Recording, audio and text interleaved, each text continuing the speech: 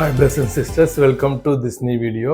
2 நாளா long videos போடல, apologies. காரணம் மார்க்கெட் சொல்ற அளவுக்கு எதுவுமே இல்லை. ஏன்னா நேத்து ஒரு பேச்சு பேசுறாரு ட்ரம்ப், இன்னைக்கு ஒரு பேச்சு பேசுறாரு, இப்படி மாறி மாறி இருக்கு. அதே மாதிரி ஈரான்லயும் அந்த போர் தாக்குதல்கள் அப்படியே தான் போயிட்டு இருக்கு. அவங்களும் அது கிளியர் பண்ணல, ஒரு பேச்சுவார்த்தைக்கு வரல, இப்படி பல குழப்பமான சூழ்நிலை இருந்துட்டு இருக்கு.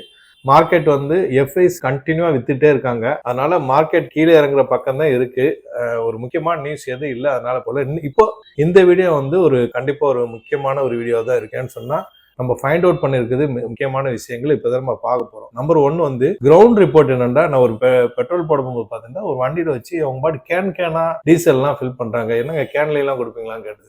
கொடுக்குறாங்க, எல்லா ஸ்டேஷன்லாம் கொடுக்குறாங்க அப்படின்னா அப்ப என்னன்னு சொன்னா மக்களுக்கு ஒரு பதட்ட சூழ்நிலை இருக்கு. நம்பர் 1. அதே மாதிரி நம்ம இந்தியா யுஎஸ்ஏ, ரஷ்யா, மற்ற இடங்கள்ல இருந்தும் ஆயில் அண்ட் கேஸ் இதெல்லாம் வாங்குறதுக்கு முயற்சிகள் எடுத்து வந்துகிட்டு இருக்கு. அதே மாதிரி ஈரான் ஸ்ட்ரைட் ஆஃப் ஹார்மஸ் வழியாகவும் சில சிப்புகள் வந்துட்டு இருக்கு. ஸோ ஓரளவு ரெக்கவர் ஆகிறதுக்கான ஒரு சான்சஸ் இருக்கு. மெயினான விஷயம். 2வது ட்ரம்ப் நேத்து ஒரு கிஃப்டா ஒரு 8+2 10 ஷிப்பை விட்டுருக்காங்க பாகிஸ்தானுக்கு அப்படின்னு சொல்றாரு. ஆனா ஈரான் என்ன சொல்லுது, அமெரிக்காவையும் இஸ்ரேலை தவிர பாக்கி எல்லாருக்கும் கட்டுப்பாடு இல்லை, நாங்க விடுறோம், எங்களை ரிக்வெஸ்ட் பண்றாங்களான்னு சொல்றாங்க. அதனால இது ஒரு பெரிய விஷயம் இல்லை. அதே மாதிரி ட்ரம்ப் சொல்றாரு, அவங்க தான் பெக்கிங், அவங்க தான் கேட்கறாங்க சீஸ்ஃபயர், நான் ஒண்ணு சொல்லல அப்படின்னு சொல்றாரு. அதே நேரத்தில் ஈரான் சைடு சொல்றாரு, நீங்க நெகோசியேஷன் நீங்களே அமெரிக்கா கிட்ட நெகோசியேட் பண்ணிக்கிறது, எங்கள்கிட்ட யாரும் பண்றதுக்கு இல்லை, நாங்க அது இன்ட்ரெஸ்டும் காட்டல, இது ஒன் சைடு ரூல் இதா இருக்கு, அவங்க போடுற கண்டிஷன்ஸ் சொல்லியிருக்காங்க. அது அந்த பிரச்சனை போயிட்டு இருக்கு. இதனால யூஎஸ் மார்க்கெட் கிராஷ் ஆச்சு நேற்று. இப்போ நம்ம குளோபல் மார்க்கெட்டை பார்த்துட்டு மற்ற விஷயங்களை பார்ப்போம். நம்ம மார்க்கெட் என்ன நடந்தது. குளோபல் மார்க்கெட் பாருங்க, Dow Jones 0.25% down, 1.25% S&P 500 down, Nasdaq 2.5% down, Europe market 1%, 1.25 அப்படி டவுன் ஆயிருக்கு. ஆசியன் மார்க்கெட் ஒரு மிக்சடா இருக்கு. இது இப்போ உள்ள கண்டிஷன். இது இல்லாம நம்ம மார்க்கெட் என்னன்னு சொன்னா, இன்றைய ஹை 23,186, அதுல இருந்து ஸ்டார்ட் ஆனது கொஞ்சம் கூட கேப் விடாம அப்படியே லோ எல்லா கேண்டல்ஸுமே கீழ் நோக்கி தான் போயிருக்கு. இதுல என்ன நம்ம பயப்படக்கூடிய விஷயம் என்னன்னா, 3:30 மணி வரைக்கும் மார்க்கெட் கீழே தான் இறங்கி இருக்கு, லாஸ்ட் எண்ட் வரைக்கும். இப்ப நம்ம டே கேண்டல்ல மாத்திடுறோம், அப்ப நமக்கு தெரிய வரும். இதோட இன்னைக்கு லோ பாத்தீங்கன்னு சொன்னா 22,804, க்ளோஸும் 22,819, வெறும் 15 பாயிண்ட் தான் டிஃபரன்ஸ். ஸோ ஒரு செல்லிங் ப்ரெஷர் இருக்குன்னு நம்ம புரிஞ்சுக்கணும். மிக வேகமான செல்லிங் ப்ரெஷர் இருக்குன்னு நம்ம புரிஞ்சுக்கணும். இதை டக்குன்னு நம்ம எஃப்ஐடி ஆக்டிவிட்டி பார்த்துருவோம். அவங்க முன்னாடி உள்ள ஒரு ரெக்கார்டை பிரேக் பண்றாங்க. அதாவது இது ரெக்கார்ட்னா இது கவலைப்பட வேண்டிய விஷயம். முன்னாடி 2023 நினைக்கிறேன் பார்ப்போம், 1,14,000 கோடி 2024 அக்டோபர்ல அவங்க 1,14,000 கோடி வித்தாங்க. இப்போ 1,07,000 கோடி வந்துருச்சு. இன்னைக்கு நம்ம ரிப்போர்ட் வந்திருக்கான்னு பாத்துறேன். எஃப்ஐடி ஆக்டிவிட்டி 5:30 மணிக்கு பண்றேன். வேலை காரணமாக என்னால எதுவுமே நோட்ஸ் எடுத்து வைக்காம அப்படியே நான் வீடியோ கேப்சர் பண்ணிட்டு இருக்கேன். 27 தான் இருக்கு, இன்னும் 27 வரல. நம்ம வீடியோ முடிக்கிறதுக்குள்ள வருதான்னு பார்ப்போம். ரைட்டா? அப்புறம் இன்னைக்கு ஒரு மிகப்பெரிய ஒரு வீழ்ச்சி நடந்திருக்கு. அதாவது நேற்று முந்தாநாளை விட நிப்டி 486 பாயிண்ட்ஸ் கீழே 2% டவுன் ஆயிருக்கு. இது நம்ம கவனத்துல கொள்ளணும். அதே மாதிரி இன்னைக்கு அதிகபட்சமாக ஹெவி வெயிட்ஸ் எது போயிருக்குன்னா, ரிலையன்ஸ் 4.5% டவுன் ஆயிருக்கு, ஸ்டேட் பேங்க் 3.25% டவுன் ஆயிருக்கு, HDFC 3.5% டவுன் ஆயிருக்கு. இது முக்கியமா நம்ம மார்க்கெட் விழுந்ததுக்கான காரணம் ஹெவி வெயிட்ஸ் அதிகமா இருக்கு. அதே மாதிரி PSU bank and real estate and auto இது அதிகபட்சமா இறங்கி, மைக்ரோ கேப் நல்லா இறங்கி இருக்கு. ரைட்டா? இது முக்கியமானது. அப்புறம் கோல்டு பொறுத்தவரை சேம் அதே மாதிரி தாங்க. கோல்டு இப்போ ஒரு பேனிக் சிச்சுவேஷன்ல இருக்கு. வாரு வருமா போகுமா நிக்குமா அப்படிங்கிற ஒரு பேனிக் சிச்சுவேஷன்ல இப்ப பாருங்க, யுஎஸ் ஆயில் 3% ஏறி கிட்டத்தட்ட $100 கிட்டக்க போயிடுச்சு. 2 crude ஆயில் 100 தாண்டி மேல போயிருச்சு. இது யுஎஸ் ஆயிலும் 3% ஏறி இருக்கு. சோ இன்னும் ஒரு வாரு பேனிக் சிச்சுவேஷன் இருக்கு. நம்ம லைவ் மார்க்கெட்ல பார்ப்போம், அப்ப நமக்கு தெரிஞ்சிடும். இவங்க என்ன சொல்றாங்கன்னா, நம்மளுடைய மெயினா மணி கண்ட்ரோல் நம்ம இந்தியன் நியூஸ் பார்க்கும்போது, ஈரானுடைய IRGC declares Hormuz close to US Israel allies say troops were turned back. அதாவது அந்த 3 ஷிப்பை வந்து திருப்பி அனுப்பிட்டாங்க. வந்துகிட்டு இருந்த ஷிப்பை நீங்க வந்து வெளியே போகக்கூடாதுன்னு சொல்லி அவங்க யுஎஸ் இஸ்ரேல் அலைஸ் திருப்பி அனுப்பதாக சொல்லப்படுது. இது வந்து முக்கியத்துவம் வாய்ந்தது. இப்போ பேனிக் சிச்சுவேஷன் உண்டாகும். ரைட்டா? அடுத்தது வந்து 2.9 billion and rising from F-35 MQ-9 Reapers radar system and USS lost in Iran war so far. அதாவது F-35 வந்து லாஸ் பண்ணிருக்காங்க, MQ-9 Reapers to radar system இதெல்லாம் லாஸ் பண்ணிருக்காங்க. இது இல்லாம 12 பில்லியன் வரைக்கும் இது வரைக்கும் செலவாயிருக்கு, அவங்களுக்கு லாஸ் ஆயிருக்குன்னு சொல்லப்படுது. அது இல்லாம சில கண்ட்ரிஸ் ஈரானுக்கு இஸ்ரேலுக்கு வந்து சப்ளை கொடுக்குற கண்ட்ரிஸ் நாங்க இனிமே பண்ண மாட்டோம் அப்படின்னு சொல்லப்படுது. அது இல்லாம அமெரிக்கா வந்து மற்ற கண்ட்ரிஸ்ல ஜப்பான்ல உக்ரைன் கொடுக்குற இதெல்லாம் ஆயுத பொருட்கள் கொண்டு வர்றதா சொல்லப்படுது.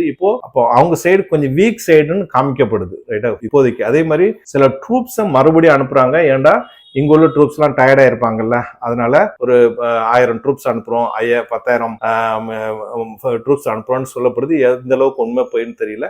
இது ஒண்ணு. அப்புறம் ஈரான் சைடும் முக்கிய தலைவர்களை வந்து இவங்க கொண்டுகிட்டு இருக்காங்க.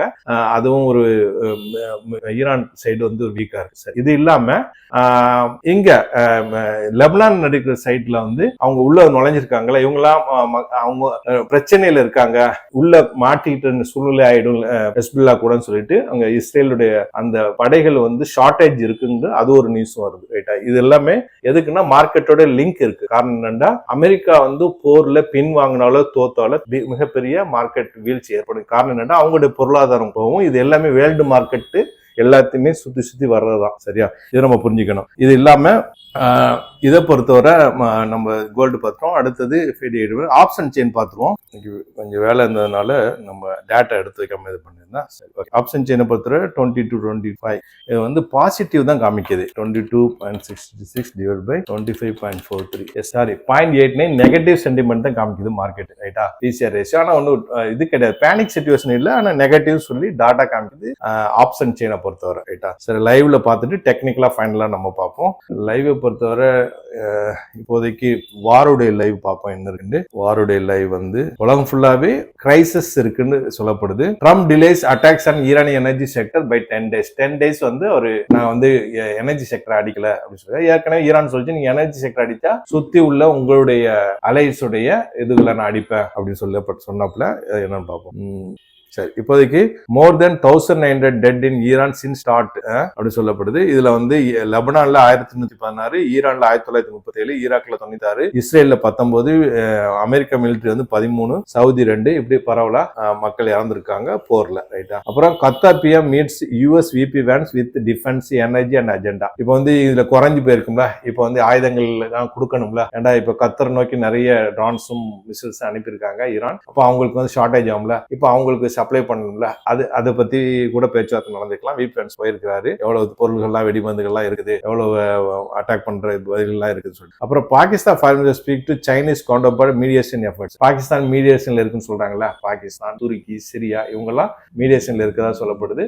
இந்த மீடியேட்டர் வந்து சைனாவுடைய அவங்களுடைய விஷயத்தையும் கேட்கறதா சொல்லப்படுது. அடுத்தது வந்து Israel threatens expand target list industry attacks on Iran. Israel என்ன பண்ணுதுன்னு சொன்னா, நாங்க வந்து இன்னும் அதிகமா வந்து அட்டாக் பண்ணுவோம், ஈரானை அதிகமாக சாவடிப்போம், அதாவது தலைவர்கள்ங்கிற மாதிரி அவங்க த்ரெட்டன் பண்றதாக சொல்றாங்க. அடுத்து வந்து US strike on Iran energy side potentially could lead to the global economy meltdown. ஒருவேளை யூஎஸ் வந்து எனர்ஜி சைட்டை தாக்கினால் இது குளோபலுடைய எக்கனாமிக்கை கடுமையாக பாதிக்கும் சொல்லி இது ஒரு ஆர்டிகல் சொல்லுது. ரைட்டா? அப்புறம் Iran says 120 cultural sites damage US Israel அட்டாக்னால சொல்லி அவங்க பழமையான கல்ச்சரல் சைட்ஸ்லாம் உடைக்கப்பட்டிருக்குன்னு சொல்றாங்க. அதாவது ஈரானுங்கிறது 9000 வருஷத்துக்கு முன்னாடி உள்ள ஒரு பாரம்பரியம் உள்ள ஒரு நாடு. அதாவது இஸ்லாம், அதுக்கு முன்னாடி கிறிஸ்டின், அதாவது ஈசா நபி ஜீசஸ், அதுக்கு முன்னாடி யூதர்கள் மோசஸ், அதுக்கு முன்னாடி உள்ள பாரம்பரியமா இங்க ஈரான் இருந்திருக்குன்னு சொல்லப்படுது. ரைட்டா?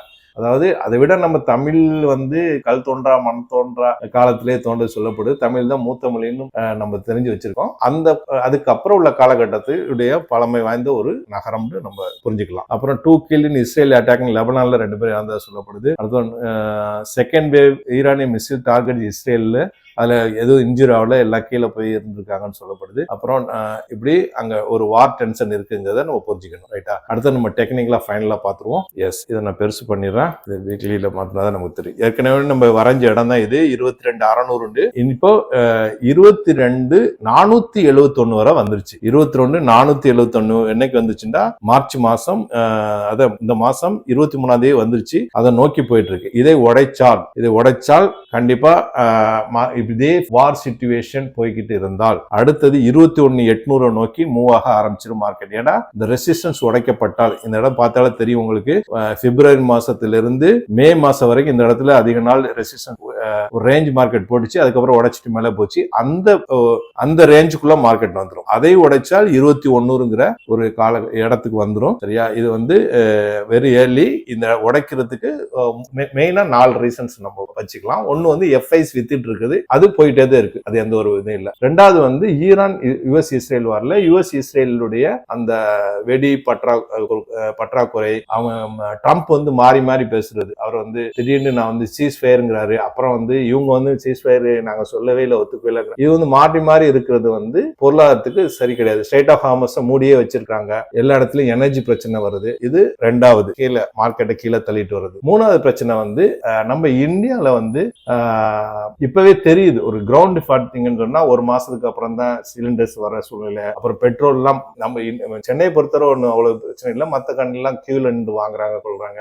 இந்த பிரச்சனை எல்லாம் போயிட்டு இருக்கு. நாலாவது முக்கியமான விஷயம், மார்க்கெட் ரொம்ப நாளாவே கீழ் நோக்கி தான் போயிட்டு இருக்கு. எப்ப இருந்துன்னு சொன்னா கிட்டத்தட்ட இந்த டே கேண்டில் போட்டுறேன், டவுன் ட்ரெண்ட்ல தான் இருக்கு. அதாவது பிப்ரவரி மாசத்திலிருந்தே டவுன் ட்ரெண்ட். பிப்ரவரி மார்ச் 2 மாசம் கீழே அப்படியே தான் போத வழியே ஒரு தடவை கூட மேல முயற்சி எடுக்குது, கீழே வந்தது. ஸோ இது ஒரு டவுன் ட்ரெண்டை நோக்கி தான் மார்க்கெட் போதுங்கிற ஒரு ஐயா இருந்துட்டே இருக்கு. சரியா, இந்த வீடியோ பயனுள்ளதாக்குன்னு நம்புறேன். மற்றவங்களுக்கு ஷேர் பண்ணுங்க, புதுசாக சப்ஸ்கிரைப் பண்ணி பெல் ஐகானை கிளிக் பண்ணுங்க. தேங்க்ஸ் ஃபார் வாட்சிங்.